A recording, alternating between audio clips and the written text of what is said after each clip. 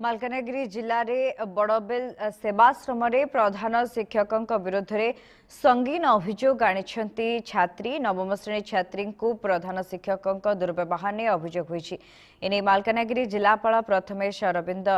राजसेके को अभियोग कर बड़बेल सेवाश्रम 4 जन छात्री घटना को नहीं तदंत कर दोषी विरोध में दृढ़ कार्यानुष्ठान ग्रहण कर अतिरिक्त जिला मंगल अधिकारी सुमंत कुमार माझी कहते। छात्री जो अभियोग कर हेडमास्टर निर्यातना द्वारा विभिन्न प्रकार शारीरिक टच जो कर विभिन्न जगह बुले विभिन्न अभियोग अणा छात्री जो कम कर निम्न खाद्य कौन अभियोग सत्य आज बड़बेल गर्ल्स हाईस्कूल 4 जन छात्री अभियोग नहीं कि आसी मु भी सहित कथा जो अभियोग थिला से मानक निर्यातना कि खराब व्यवहार जहाँ दिया हो कि जहाँ भी अभियोग अच्छी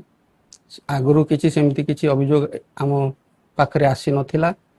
यही जदि अभियोग से आणिकी आसछंती आमे ताकू इनक्वारी करेबू एवं इनक्वारी रे जहाँ भी सत्यासत्य आसीबो से अनुसार कार्यानुष्ठान नियाजिबो।